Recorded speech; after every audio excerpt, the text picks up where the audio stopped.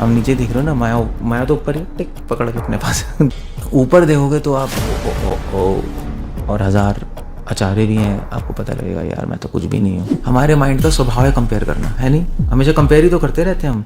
Enviousness वही तो है, एनवियसनेस कंपैरिजन से तो आती है। अगर आप किसी जगह हो जहाँ पे केवल मंदिर मंदिर हो तो कभी मंदिर नहीं जाओगे। मेरे औकात यही है, मैं इस पोजीशन में भगवान की मर्जी से आया हूँ।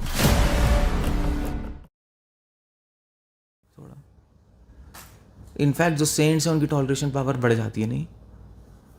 क्योंकि उनको पता है प्रभुपाद को हार्ट अटैक हुआ, प्रभुपाद की किडनी फेलियर थी, फिर प्रभुपाद लेटे हुए थे। जो कविराज थे, जो आयुर्वेदिक डॉक्टर थे, जब वो आए तो उन्होंने बोला कि भाई देखो, शिला प्रभुपाद का दिल पल्स 20 साल के लड़के की तरह चल रही है और शिला प्रभुपाद कमेंट्रीज कर रहे हैं, जबकि प्रभुपाद के पास एनर्जी भी नहीं थी, खड़े होने की एनर्जी नहीं थी, बोलने की एनर्जी नहीं थी। तब भी उसने कहा प्रभुपाद का माइंड परफेक्ट चल रहा है। तो शिला प्रभुपाद से एक डिवोटी ने पूछा कि प्रभुपाद आप ऐसे कैसे कर सकते हैं? मतलब हम तो थोड़ा सा वीक होते हैं, हमारा माइंड घूमने लगता है, रेस्ट जो भी है, बट आप तो मतलब कितने दिनों से खाया नहीं, 4-5 महीनों से प्रभुपाद ने एंड में खाया नहीं था, बस इतना से जूस पी रहे थे, जैसे रघुनाथ दास गोस्वामी, और बीमार, किडनी फेल, पड़े हुए हैं बेड पे, फिर भी प्रभुपाद कमेंट्री कर रहे हैं, दैट्स इंटरेस्टिंग, और मैनेजमेंट कर रहे हैं, बता रहे हैं ऐसे कर लो ऐसे कर लो। तो इस डिवोटी ने पूछा प्रभुपाद आप ऐसे कैसे कर रहे हैं? श्रील प्रभुपाद ने बोला मैं लिविंग प्रूफ हूँ कि आत्मा शरीर पे निर्भर नहीं है, मैं प्रूफ हूँ। और प्रभुपाद ने बोला मैं तुम्हें यही सिखा रहा हूँ, मैंने आज तक तुम्हें बताया है आत्मा शरीर लगे, अब मैं दिखा रहा हूँ। So that was Srila Prabhupada. तो प्रभुपाद ऐसा कर सकते हैं, हम नहीं कर सकते ऐसा। हमें क्या करना है, हमें टॉलरेट करना है थोड़ा, ठीक है टॉलरेट कर लो। उसे भगवान की भक्ति में लग जाना चाहिए जिससे भौतिक देह से उसका ममत्व स्वतः विस्मृत हो जाए। सो उसको भगवान की भक्ति में लग जाना चाहिए कि जिससे इससे हम शरीर को भूल जाएं। बेसिकली हमारा प्रोसेस क्या है? हमारा प्रोसेस है शरीर को भूलना। योगी और ज्ञानी क्या करते हैं? वो लोग अपने प्राणों को वश में करके शरीर से ऊपर उठते हैं। अब प्राण, क्योंकि पता क्या है, प्राण जो है माइंड और बॉडी के बीच में कनेक्शन है। तो प्राण कंट्रोल हो गए तो माइंड कंट्रोल हो गया, प्राण रुक गए तो माइंड रुक जाएगा। तो योगी लोग ऐसी समाधि में जाते हैं। माइंड रुक गया तो शरीर भूल जाओगे। माइंड से तो हमें लग रहा है शरीर है, मगर भक्ति का प्रोसेस अलग है। भक्ति का प्रोसेस क्या है? हम प्राण नहीं करते, हम भगवान की भक्ति में लग जाते हैं और शरीर को धीरे धीरे शरीर को भूल जाते हैं। तभी प्रभुपाद ने कहा be busy in Krishna consciousness, वरना शरीर को भूल नहीं पाओगे आप। जब मनुष्य भौतिक शरीर के प्रति सचेत रहता है तो वह केवल इंद्रिय तृप्ति के लिए कर्म करता है, लेकिन जब वह अपनी चेतना कृष्ण में स्थानांतरित कर देता है तो इंद्रिय तृप्ति स्वतः रुक जाती है। ये प्रोसेस है, रस वर्जम रसोऽप्यस्य, बस। तो एक्चुअली भगवान ने यहाँ पे श्लोक वर्ड बोला उदासीन वत, उदासीन की तरह रहना चाहिए संसार में। इसका मतलब क्या है? इसका मतलब है कि डिवोटी संसार में सब कुछ करता है। एक गृहस्थ है वो अपनी फैमिली भी संभालता है, सब करता है, और जो ब्रह्मचारी हम सेवा भी करते हैं, मगर हम संसार के प्रति उदासीन रहते हैं। उदासीन मतलब बिना इंटरेस्ट के। शरीर से ऊपर उठने का तरीका है बिना इंटरेस्ट के इस शरीर और शरीर के काम करते रहो, सेल्फ इंटरेस्ट। अब फिर आप कहोगे यार काम करने के पीछे कुछ तो इंटरेस्ट होना चाहिए, करोगे कैसे आप? हाँ है हमारा इंटरेस्ट, कृष्णा इंटरेस्ट है, सेल्फ इंटरेस्ट नहीं है। कृष्णा इंटरेस्ट होगा तो कृष्णा से आसक्त हो जाएंगे, सेल्फ इंटरेस्ट होगा तो सेल्फ से आसक्त हो जाएंगे, बस इतना ही है।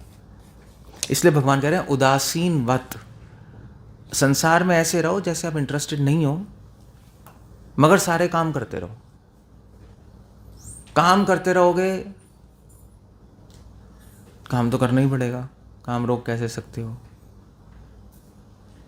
सेवा कैसे रोक सकते हो? 1000 चीज़ें करनी है, मगर डिटैच्ड होके करो। महाप्रभु ने ही तो बोले अनासक्त से विषयान यथारम उपयुंजिता यो बोला महाप्रभु ने निर्बंध कृष्ण संबंधे युक्त वैराग्य उच्यते। डिसइंटरेस्टेड होके संसार में काम करो। इसलिए कह रहे हैं उदासीनवत मनुष्य को भौतिक शरीर की आवश्यकता नहीं रह जाती और न उसे भौतिक शरीर के आदेशों का पालन करने की आवश्यकता रह जाती है। यू सी, इस शरीर के आदेश क्या हैं? शरीर के आदेश क्या हैं? भूख, प्यास, नींद, इस शरीर के आदेश हैं। श्रील प्रभुपाद कह रहे हैं कि जब आप शरीर से ऊपर उठ जाओगे तो शरीर के आदेश पालन करने की कोई ज़रूरत नहीं रहेगी। मतलब भूख, प्यास और नींद से ऊपर उठ जाओगे, कम हो जाएगा अपने आप कम हो जाएगा। मतलब आपको आर्टिफिशियली नहीं करना पड़ेगा, अपने आप चीज़ें कम हो जाएंगी। शरीर के भौतिक गुण कार्य करेंगे लेकिन आत्मा ऐसे कार्यों से पृथक रहेगा। वह किस तरह पृथक होता है? वह न तो शरीर को का भोग करना चाहता है न उससे बाहर जाना चाहता है। This is very important line. हम प्रभुपाद इसी पे कमेंट कर रहे हैं, उदासीनवत। उदासीनवत क्या है? जैसे भी मान लीजिए उदासीन क्या होता है? डिसइंटरेस्टेड ना। तो जैसे मान लीजिए आपके जैसे इस सेंटर में क्या बोलूँ मैं, कोई कील है दीवार पे लगी हुई, वो एक कील लगी हुई है यहाँ पर है, छोटी सी सो कील है। अब आप इस कील में क्या इंटरेस्ट है? हमें कुछ नहीं है। इस कील को निकालना चाहते हो या यहीं पे रहने देना चाहते हो? क्या करना चाहते हो? जब तक आप घर की रेनोवेशन नहीं करोगे तब तक क्या मतलब है? पड़ा रहने दो। आप सोचते भी नहीं ना इसके बारे में, ना निकालना है ना रहने देना है। आपको निकालना चाहते हो? नहीं यार, पड़ा रहने दो उसको। तो आप चाहते हो कि अंदर ही पड़ा रहे? है तो है, हमें क्या लेना देना, यही कहोगे ना। कोई फर्क नहीं पड़ता है। ऐसे ही प्रभुपाद कह रहे हैं जो मुक्त जीव है उसको कोई फर्क नहीं पड़ता वो शरीर में है या नहीं है। ज्ञानी योगी शरीर को छोड़ना चाहते हैं। हम लोग शरीर, प्रभुपाद लिख रहे हैं, वह शरीर का भोग नहीं करना चाहता और उससे न बाहर जाना चाहता है। श्रील प्रभुपाद ने एग्जाम्पल भी दिया ना, जैसे बैंक ऑफ अमेरिका। तो आप बोलो भी मैं बैंक ऑफ अमेरिका को त्याग रहा हूँ, सपोज ऐसे बोलो बैंक ऑफ अमेरिका को त्याग रहा हूँ, तो लोग क्या कहेंगे? है ही नहीं तो पागल है क्या, त्याग रहा हूँ। ऐसे आप बोलो मैं शरीर का त्याग कर रहा हूँ, शरीर से मैं मुक्त होना चाहता हूँ, शरीर के पिंजरे से बाहर जाना चाहता हूँ। वेल, शरीर आपका है ही नहीं, शरीर है ही नहीं ना आपका। ये समझना शरीर नहीं है मेरा। ये नहीं कहना कि मैं अपने शरीर को छोड़ना चाहता हूँ, इस शरीर से मुक्ति चाहता हूँ मैं, वो प्रॉब्लम है। आप अपना शरीर समझ रहे हो। क्लियर हो गया ना? सो डिवोटी को फर्क नहीं पड़ता वो शरीर में है या नहीं है।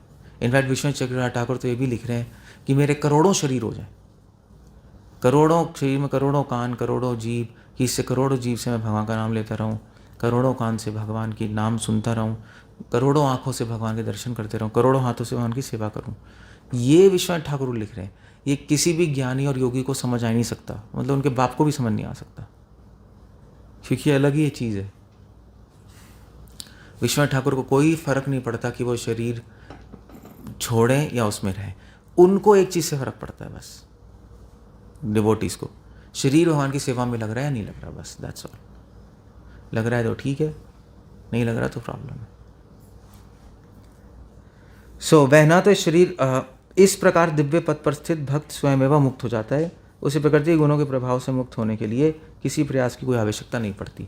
इसलिए कृष्णा कॉन्शियसनेस करने से अपने आप धीरे धीरे धीरे हम मुक्त हो जाते हैं। कैसे हो जाते हैं मुक्त? धीरे धीरे भगवान में इंटरेस्ट बढ़ जाता है, संसार में इंटरेस्ट छूट जाता है। भगवान में इंटरेस्ट बढ़ने से संसार में इंटरेस्ट कैसे छूटता है? क्यों छूटता है? भगवान में इंटरेस्ट बढ़ने से संसार में इंटरेस्ट क्यों छूटता है? भगवान में इंटरेस्ट बढ़ने से संसार में इसलिए इंटरेस्ट छूटता है क्यों छूटता है?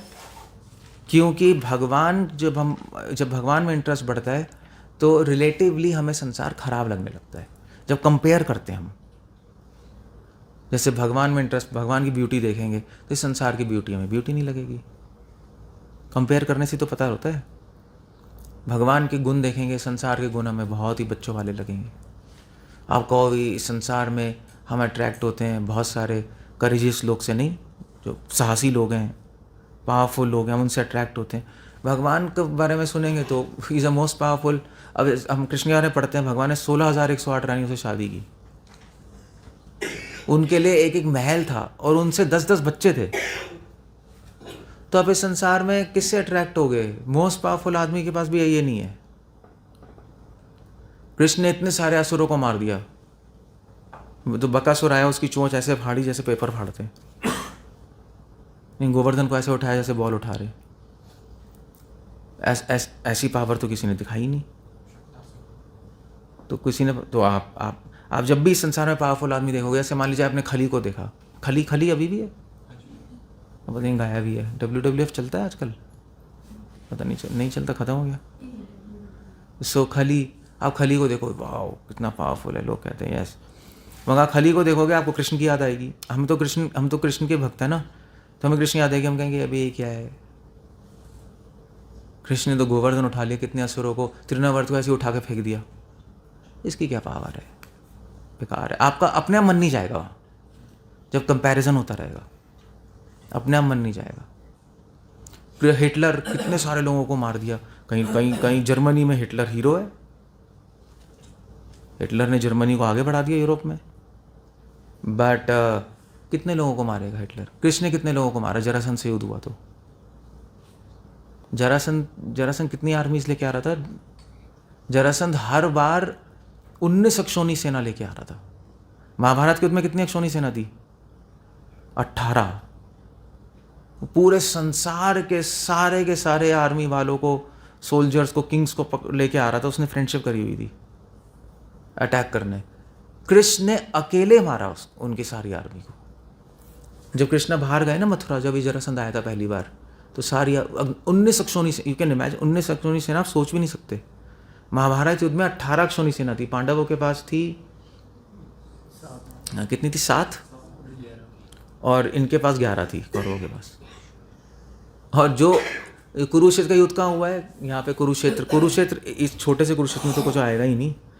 उस टाइम युद्ध पानीपत, सोनीपत, पटियाला, राजपुरा, सब ये बैटल ग्राउंड था पूरा का पूरा। और वहाँ तक जा रहा था, राजस्थान तक,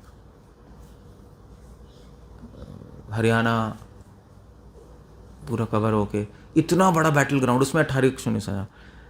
और जरासंध 19 अक्षौणी सेना लेके मथुरा पे अटैक करना है। मथुरा कितना इतना सा चारों तरफ से घेर लिया उसने। मतलब सोल्जर्स का ओशन था। तो कृष्ण आए लड़ने वहाँ पे, सब बाहर उन्हें ललकारा। कृष्ण आया, सारी उनकी सेना आई। वही सेना देख के भाग गई, सेना डर गई। कैसे होगा बताओ? डर के भाग गई। और सारे फॉरेनर्स थे काफ़ी, क्योंकि जरासंध की अलायंस फॉरेनर्स थी ना। जैसे कालियावन था, फॉरेनर ही तो था अफगानिस्तान से। तो सारे अफ्रीकन, चाइनीज़, अमेरिकन, तो ये तो डर गए, भाई क्या भूत आ गए तो सामने। दे वर वेरी अफ्रेड, सब भाग गए। हरिवंश पुराण में आता है, सब अंदर भाग गए। तो कृष्ण ने कहा क्यों भाग रहे हो तुम? उन्होंने कहा ये तो हो ही नहीं सकता, ये तो सुसाइड है, तो विलफुल सुसाइड है। कृष्ण ने कहा कोई नहीं, अंदर जाओ, आराम से रूम लॉक करके बैठ जाना। और भगवान ने अकेले लड़ाई की, अकेले 19 अक्षौणी सेना को साफ कर दिया। कितने मिनट में? 5 मिनट में खत्म सारी। अपना चक्र बुलवाया, बलराम जी ने अपना वो उठाया। भगवान ने कहा बलराम तुम बैठ जाओ, अभी ये बहुत बच्चों वाली बात है, मैं हैंडल कर लूँगा, तुम देखो आराम से। मैंने तीर वीर चलाए, करोड़ों, एक तीर से करोड़ों तीर चल रहे थे। वहाँ भगवान का चक्र चल रहा था लाइट की स्पीड से। लोगों के गले कट रहे थे लाइट की स्पीड से। लोगों को पता ही नहीं लग रहा था कि मेरा गला क्यों कटा। कुछ दिखाई नहीं दे रहा, गला कट गया। समझ ही नहीं आ रहा इसका गला क्यों कट रहा है, इसका क्यों गला। गले गिरते जा रहे थे टक टक टक टक, क्योंकि चक्र दिखाई नहीं दे रहा था ना, बहुत स्पीड से आ रहा था। मशीन गन से भी, मशीन गन तो कुछ नहीं है, लाइट की स्पीड से ज़्यादा। आपको दिखाई नहीं देगा ना वो, तो लोगों को समझ ही नहीं आ रहा गले क्यों गिर रहे हैं। मतलब लोग घबरा गए, कोई तीर नहीं चल रहा, कुछ नहीं चल रहा, गले गिरते जा रहे हैं, हाथ कटते जा रहे हैं, पैर कटते जा रहे हैं, हाथियों के गले कटते जा रहे हैं। देखो वेरी, हरिवंश पुराण में काफ़ी डिस्क्रिप्शन है, मैंने बहुत पहले पढ़ी थी। सो अब क्या है, 5 मिनट में सब साफ हो गया। जरासंध अकेले खड़ा था, अकेले। फिर चक्र वक्र आया, उसकी पैंट वैंट निकाल के कच्छे में खड़ा था वो। हाँ हाँ सब पैंट ये भी कट गया, सब खड़ा हुआ है। उसने कहा ये क्या हुआ 5 मिनट में, मैं क्या कर रहा हूँ मैं। वो चला गया अपने वापस घर गया, डिप्रेशन में चला गया। वो लिखा है डिप्रेशन में चला गया था, साइकेट्रिस्ट के पास गया हुआ। तो उसके मंत्रियों ने बोला आप डिप्रेस मत हो, क्योंकि चक्कर ये है कि आप दोबारा फाइट करो, क्योंकि हारते तो हार जीत तो चलती रहती है। इस बार हार गए, उसमें क्या, अगली बार हरा देना कृष्ण को। कृष्ण वैसे ही मायावी है, कुछ जादू बादू किया होगा, अगली बार से हम ऐसे ऐसे राजाओं को लेके आएंगे जो खुद मायावी हैं। तो दोबारा अटैक, दोबारा अटैक, दोबारा 18 बार के 18 बार उसको नंगा करके भेज रहे थे कृष्ण। छोड़ रहे थे, छोड़ क्यों रहे थे, छोड़ क्यों रहे थे? हाँ वो और इकट्ठा करता जा रहा था ना, ला रहा था तो मारते जा रहे थे होल सेल में, और काम चलता जा रहा था। सो अब आप बताओ, अब ये सुनोगे, यही कृष्णा परशुराम थे। परशुराम ने भी तो ये कृष्णा ही तो है परशुराम। 21 बार धरती को खाली कर दिया क्षत्रियों से। परशुराम के बारे में भी है, फाइटिंग कैसे होती थी। आई थिंक कहाँ पर है डिस्क्रिप्शन से, मैं भूल गया। परशुराम कहीं है डिस्क्रिप्शन, फाइटिंग कैसे करते थे परशुराम। परशुराम के पास वो था एक्स था ना, परशा एक्स। परशुराम अकेले होते थे, वहाँ सारे राजा पूरी आर्मी अकेले पैदल जाते थे, और राज्य पहुँच गए, भाई बाहर निकलो, वो पूरी सेना लेके आ रहे हैं, अकेले आ रहे हैं। परशुराम क्या करते थे, परशुराम फिर उसके बाद आप इमेजिन करके देखो, जैसे मूवीज़ में नहीं होता, तो वो अकेले आए, फिर वो आए, तो वो फिर भाग के गए स्पीड ऑफ लाइट से, दिखाई भी नहीं दे रहे, खत्म। वो अंदर ही घुस गए आर्मी के। अब मारेंगे कैसे, दिखाई नहीं दे रहे, बंदा दिखाई तो दे। सीधा एक्स लेके भागे अंदर लाइट की तरह, और गला काटते हुए, एक रो में गला कटा, गला कटा, गला कटा, गला कटा, गला कटा, टैग खत्म, राजा अकेले खड़ा हुआ है। That's all. सो अब सुपर नेचुरल पावर्स थी उनमें, तो वो कर पा रहे थे, मतलब ये were not ordinary human beings. So अब आप ये सुनोगे कृष्ण के बारे में, तो अब मतलब आप बताओ, आप क्या, मतलब ये सुनने के बाद आप खली से अट्रैक्ट होगे, थूकोगे भी नहीं, पागल है यार, क्या है ये कंपैरिजन।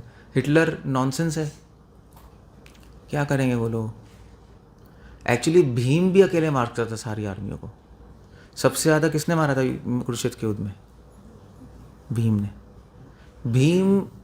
भीम मारने की जरूरत नहीं थी, जब वो दहाड़ता था लोग मर जाते थे। महाभारत में लिखा है, वो दहाड़ता था, लोगों को हार्ट अटैक हो जाता था। जैसे शेर दहाड़ता है, तो आपने शेर की दहाड़ सुनी है किसी ने? सुनी? रियल सुनी है किसी ने? कहाँ सुनी है?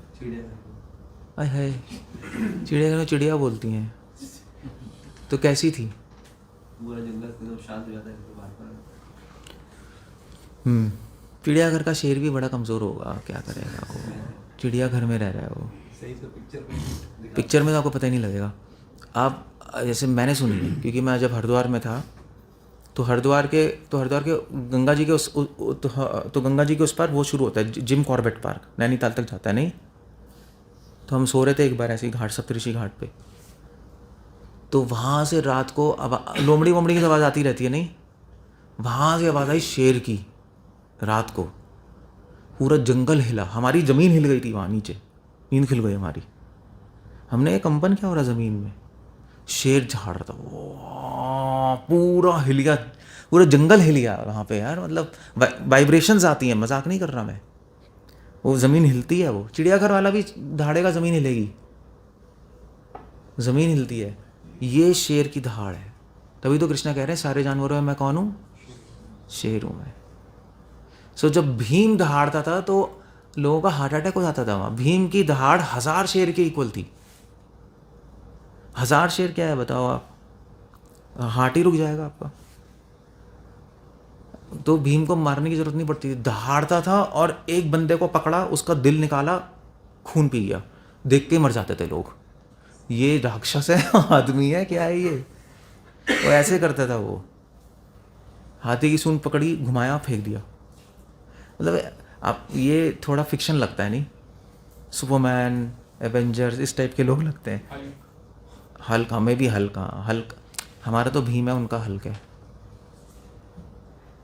So he was doing like that. Mahabharata में लिखा है,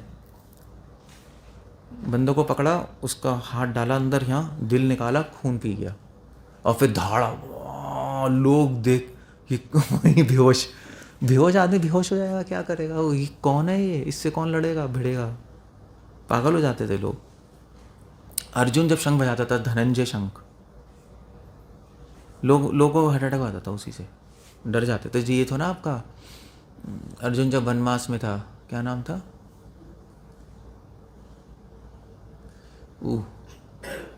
जब वनवास में अज्ञातवास था अर्जुन का, मत्स्य नरेश, तो हिजड़ा बन गया था ना, नाम क्या था उसका? अबे यार, यहाँ पर है, बृहन्नला।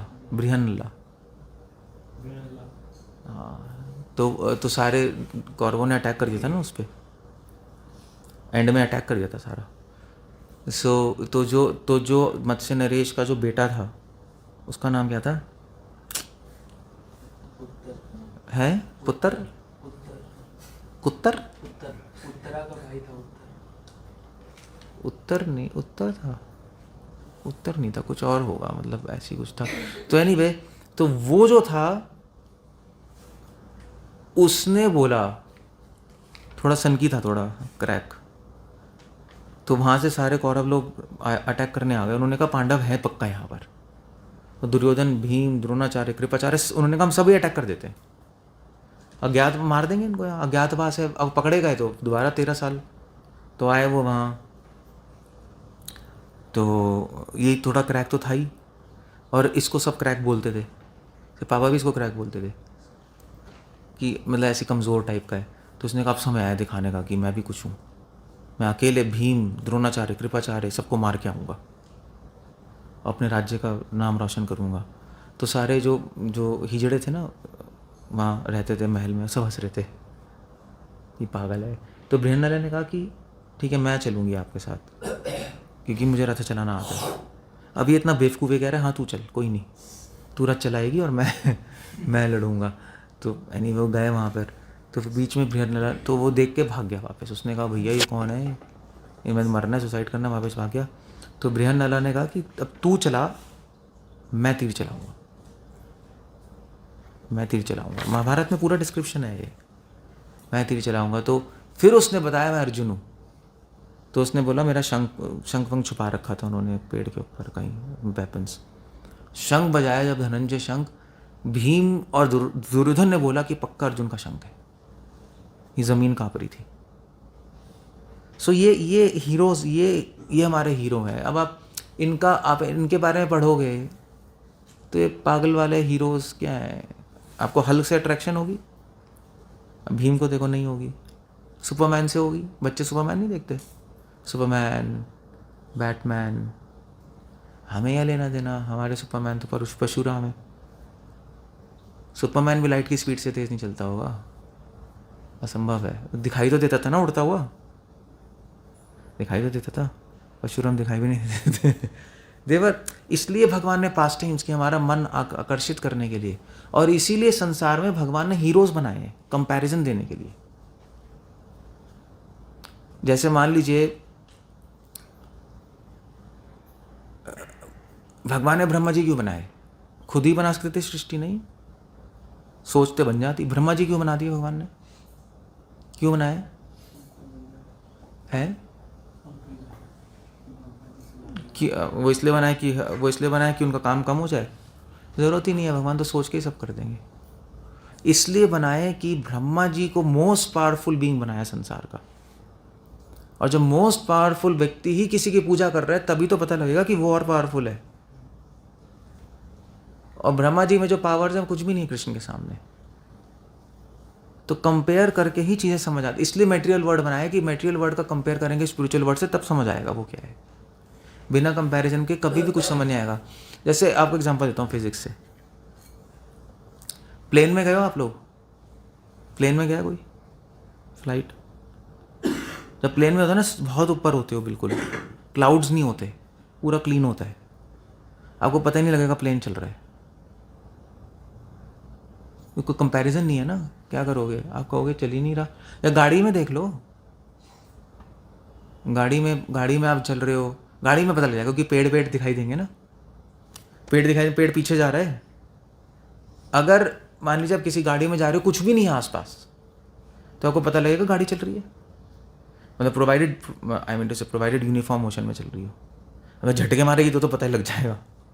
सेम स्पीड पे चल रही है, आप कभी नहीं पता लगा सकते कि वो चल रही है। ये इसको आइंस्टाइन की रिलेटिविटी थ्योरी कहते हैं। समझ रहे हो आप लोग ना? समझ रहे हो नहीं समझ रहे हो? आप कभी नहीं बता सकते चल रही है।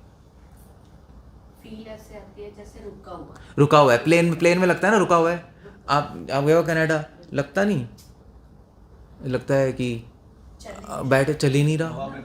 हाँ, खड़ा हुआ है हवा में, ऐसा लगता है खड़ा हुआ है, समझ ही नहीं। जब झटके लगेंगे तब पता लगता है थोड़ा सा। कभी कभी क्लाउड्स आते हैं, डिंग डिंग डिंग होता है, तो अदरवाइज लगता है यार क्या प्लेन का मज़ा ही नहीं है, कुछ समझ ही नहीं आ रहा चल रहा है। पड़े हो अंदर, सब खा पी रहे हैं, मूवी देख रहे हैं, सोते जा रहे हैं, और वो भी मतलब इतनी छोटी सी सीट है, पागल बनती है वो।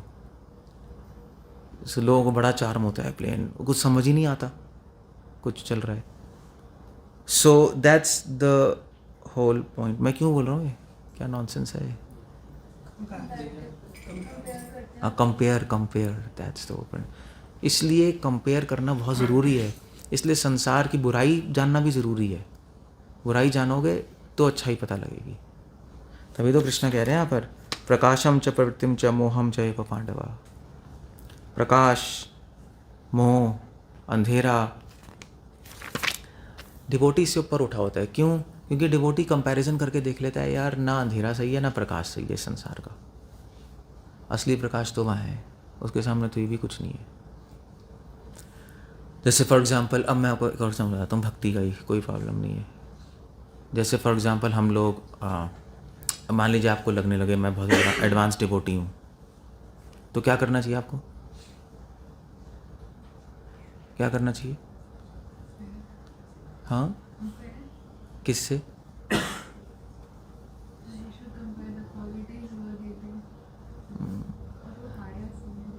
जब आपको लगने लगे आप प्योर डिवोटी हो तो इनके बारे में सोच लो, ये जो ऑल्टर में फ़ोटो हैं।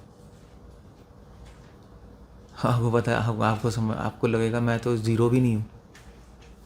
रघुनाथ दास गोस्वामी, रूपा गोस्वामी, क्या मतलब कुछ भी नहीं है हम। इसलिए बुद्धिमान व्यक्ति ऊपर देखता है, मूर्ख नीचे देखता है। तो कंपेयर करना तो ऊपर से करना चाहिए, नीचे से नहीं। कंपेयर आप कर सकते हो, नीचे से भी कर सकते हो कि मैं डिवोटी हूँ, देखो ये सब गंदे हैं, मैं तो एडवांस्ड हूँ ही एडवांस्ड। मगर हम नीचे नहीं देखते, हम ऊपर देखते हैं। एक्चुअली ये जो था ना, क्या कहते हैं, एक पक्षी होता है एल्बाट्रॉस, सुना है? तो एल्बाट्रॉस होता है, एल्बाट्रॉस जो है वो एक पक्षी है, वो ऊपर नहीं देखता कभी, नीचे देखता है वो। क्योंकि जो ईगल नहीं होती, ईगल, वो ईगल की स्पीशीज़ है। ईगल जब ऊपर जाती है ना, मुड़ती है, तो नीचे देखती है, ऊपर नहीं देखती। आपने देखा है कभी पक्षियों को ऐसे देख रहे होते हैं ना? कोई पक्षी ऐसे उड़ रहा होता है, कभी देखा है उसका सर ऊपर ऐसे उड़ना उड़ता है? कोई नहीं उड़ता, सब ऐसे ही उड़ते हैं, ऊपर कोई नहीं देखता। ऊपर कोई भी पक्षी नहीं देखेगा, नीचे ही देखते हैं। क्यों नहीं देखता ऊपर?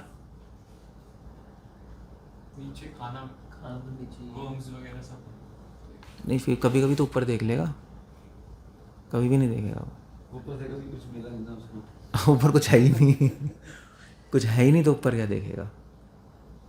नीचे देखता है वो। इसलिए जब भी पक्षी को पकड़ना हो तो पता है कैसे पकड़ते हैं? आप नीचे से नहीं पकड़ सकते, ऊपर जाके पकड़ लो। पक्षी उड़ रहा है, आप ऊपर चले जाओ और पकड़ लो, टिक, कुछ नहीं कर सकता। ऊपर देख ही नहीं रहा वो, ऊपर देख ही नहीं रहा वो। आराम से पकड़ सकते हो, उठा लो, आप पकड़ के रख लो। आप किसी तरह मतलब साइलेंस जाओ, बैलून नहीं होते बैलून, ये लोग ऐसे ही करते हैं, बैलून में जाते हैं ऊपर चले जाते हैं बहुत ऊपर, फिर नीचे पक्षी उड़ रहे होते हैं, तो बस अपने बकेट होती है, टिक टिक टिक टिक पकड़ के रख लेते हैं, कुछ नहीं करना, क्योंकि ऊपर नहीं देखता वो, इसलिए जो ऊपर नहीं देखता उसको माया पकड़ लेती है। हम नीचे देख रहे हो ना, माया तो ऊपर ही, टिक पकड़ के अपने पास दूसरा अपने पास। ऊपर देखोगे तो आप ओ बच सकते हो, और 1000 आचार्य भी हैं, आपको पता लगेगा यार मैं तो कुछ भी नहीं हूँ। ये जो है ना, क्या कहते हैं, तो बुद्धिज़्म में एक वो आती है स्टोरी कि जो बुद्धा थे वो गए इंद्र के वहाँ, तो इंद्र से कहा चलो हम गेम खेलते हैं। बुद्धिज़्म में स्टोरी है, I mean they have the story, हम नहीं मानते बट मैसेज है। तो हम जो गेम खेलते हैं, तो उन्होंने कहा क्या गेम खेलना है, तो उन्होंने कहा पहले तुम छुपो, मैं तुम्हें ढूंढूंगा, तो मैं छुपूंगा, मुझे तुम ढूंढना। इंद्र ने कहा ये क्या बच्चों वाला है, उन्होंने कहा खेले तो सही। सो इंद्र छुप गया। इंद्र कहाँ छुपा? इंद्र जो ओशन है, ओशन के बिल्कुल बॉटम में जो कण है मिट्टी का, उसके अंदर छुप गया। तो बुद्धा ने ध्यान लगाया, और इस ब्रह्मांड में नहीं, दूसरे ब्रह्मांड में, बुद्धिज्म की स्टोरी है। तो उन्हें बुद्धा ने ध्यान लगाया, उन्हें सारे ब्रह्मांड देखे कहाँ है, कैसे क्या है क्या है, तो उन्होंने पकड़ लिया कि उस ब्रह्मांड में ओशन के अंदर एक मिट्टी के अंदर छुपा है इंद्र। उन्होंने कहा देख पकड़ लिया तुझे। तो इंद्र आ गया। इंद्र ने कहा चलो, अब बुद्धा ने कहा मेरी बारी है। तो बुद्धा छुप गए। तो इंद्र ने देखा, सारे ब्रह्मांड देखे, सब देखा, सारे कण देख लिए, कोई था ही नहीं, मिला ही नहीं वो। परेशान हो गया। उसने फिर कहा बुद्धा आप कहाँ हैं? तो बुद्धा ने कहा ऊपर देखियो ज़रा अपने सर पे, यहाँ पे खड़े बुद्धा। उन्होंने कहा पूरे टाइम में यही था। तो इंद्र ने कहा ये क्या है, ये कोई छुपने की जगह है? बुद्धा ने कहा कि मुझे पता था कि तू ऊपर नहीं देखता, तू नीचे ही देखता है, और तेरा अहंकार तोड़ने आया था मैं। You see the point there? तू समझता है ना, टॉप मोस्ट है, कभी ऊपर नहीं देखेगा, तू तो सब नीचे ही देख रहा था लोगों को, तेरा अहंकार तोड़ने आया था। तो उन्होंने सरेंडर किया, ठीक है मुझे माफ़ कर दीजिए, ये वो जो भी है। वैसे बाय द वे ये इंद्र की स्टोरी नहीं है, इसमें विष्णु थे मजाक, मैंने विष्णु नहीं बोला, बट बुद्धिस्ट कहते हैं बुद्धा ने विष्णु को सबक सिखाया, बट ऑफ कोर्स हम नहीं बोलना चाहते कि अहंकारी मत बनो, दैट्स द होल पॉइंट।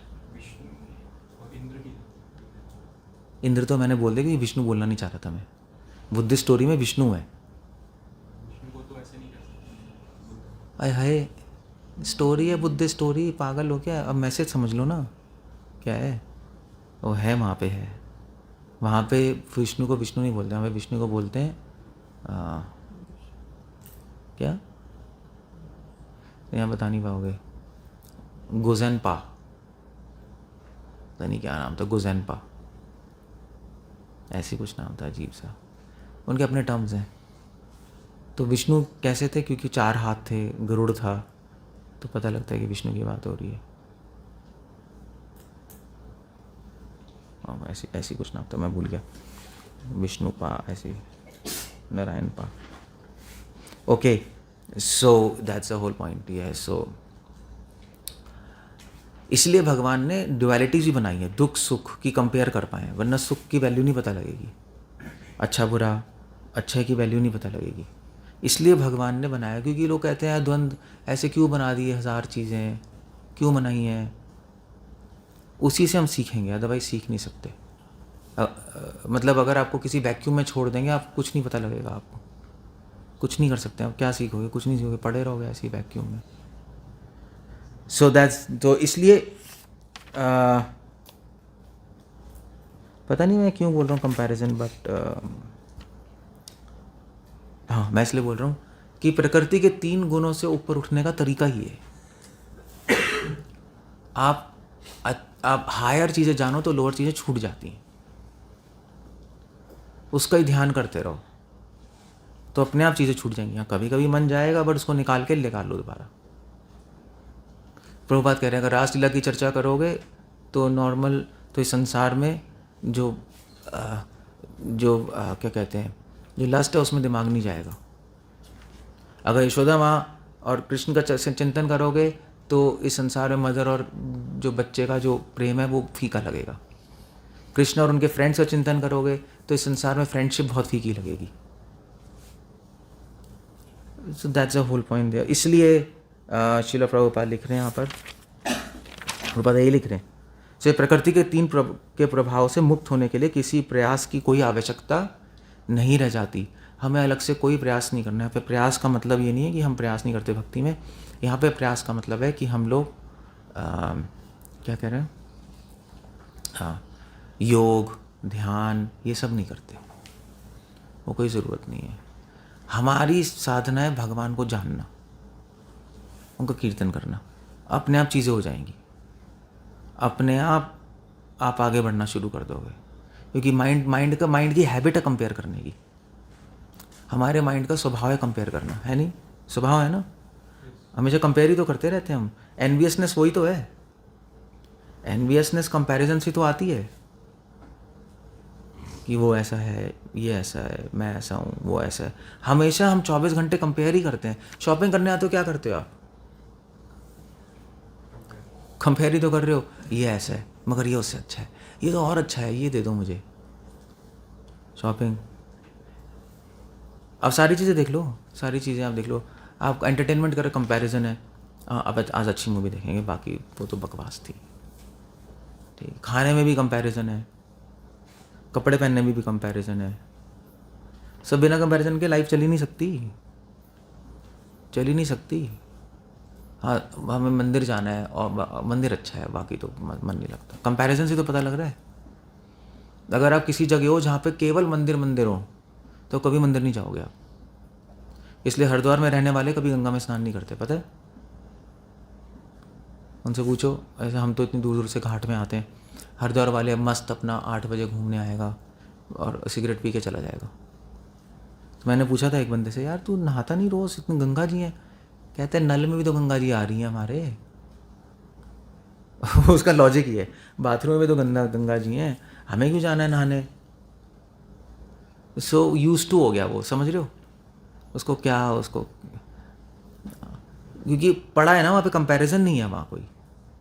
हम दिल्ली राजपुरा वालों को लगता है गंगा जी, क्योंकि यहाँ पे नाले हैं, वहाँ गंगा है, तो कंपैरिजन है यार, नाला नाला वहाँ गंगा जी है, ठीक है। हमें गंगा ही क्या करोगे आप?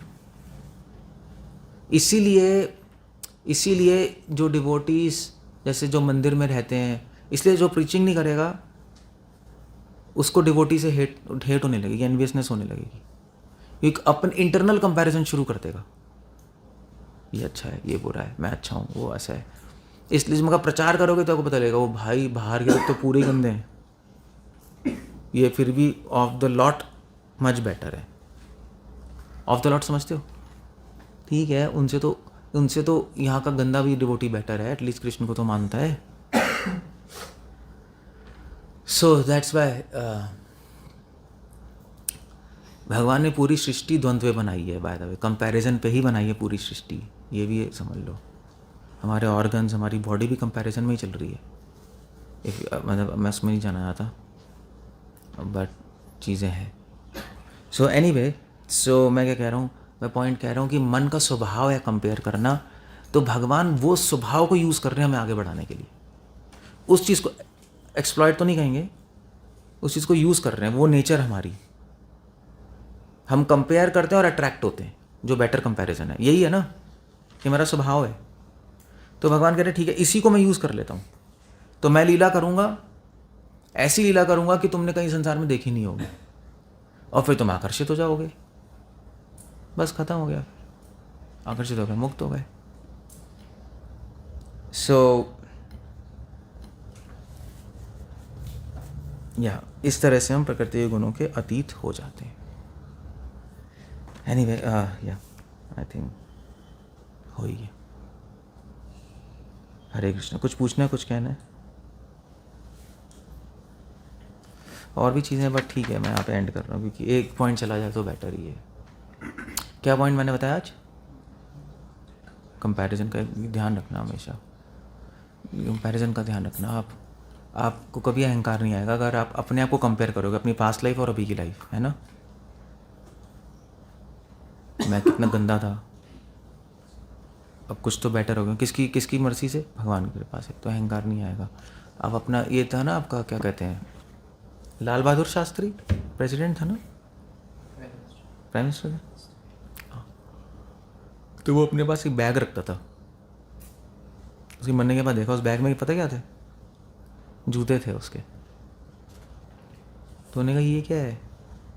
तो जूते, प्राइम मिनिस्टर बनने से पहले जो जूते पहनता था वो रखता था और रोज़ देखता था कि मेरे औकात यही है, मैं इस पोजीशन में भगवान की मर्जी से हूँ। You see that's they were quite intelligent people.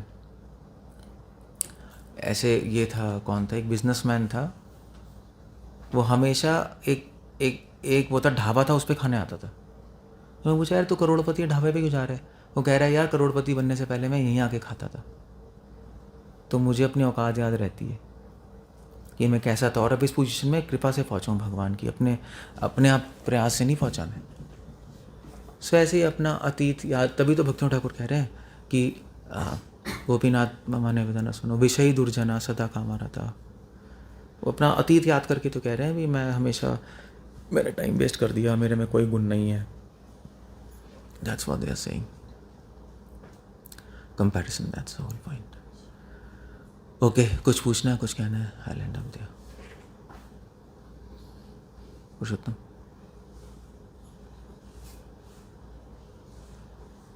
so कोई क्वेश्चन नहीं है? No necessity for stone or gold. वो तो अलग, मैं आगे पढ़ा ही नहीं मैंने, तो यहाँ पे एंड कर रहा हूँ। ठीक है, और कुछ है? कुछ भी नहीं है? ओके, फिर एक चीज़ ध्यान रखना कि हम भगवान की लीलाएं और इस संसार के हम चीज़ों को कंपेयर करते हैं, तो एक पॉइंट है कि भगवान की लीला में सब कुछ स्पिरिचुअल है, वो भी ध्यान रखना होता है। मतलब अट्रैक्टिव तो है ही, एज सच अट्रैक्टिव है भगवान का वैलर, भगवान की फाइट, भगवान के रिलेशनशिप्स, वो तो अट्रैक्टिव है ही। उनका सबसे ज़्यादा आकर्षित है कि वहाँ पे सब कुछ आध्यात्मिक है, उनका शरीर भी स्पिरिचुअल है,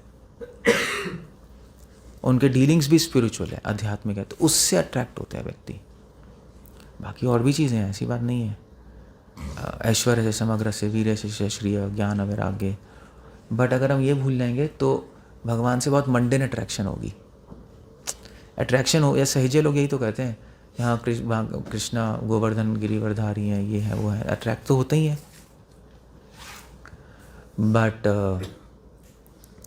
बट कैसे होते हैं अट्रैक्ट? सेंटिमेंटल प्लेटफॉर्म पे।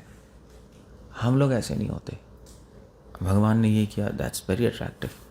बट हम ये भी देखते हैं कि उनकी डीलिंग्स, जो उनकी बॉडी स्पिरिचुअल है, वहाँ पे सब कुछ, जो गोपियाँ उनकी बॉडी भी स्पिरिचुअल है, मटेरियल कुछ नहीं है, और रिलेशनशिप बहुत प्योर है, एक ऑर्डिनरी रिलेशनशिप नहीं है वो।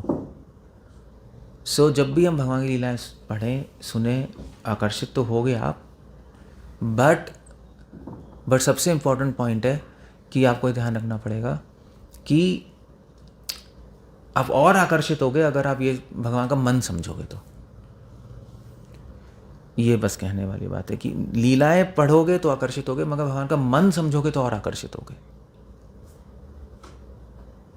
तो दोनों चीज़ें करनी पड़ती हैं जब भगवान के पास टाइम्स पढ़ते हैं। उनके पास टाइम्स, रूप गुण लीला, और उनका माइंड, वो क्या सोच रहे हैं, डिवोटीज़ क्या सोच रहे हैं, तो अट्रैक्शन बढ़ जाती है, ट्रिपल फोल्ड हो जाएगी।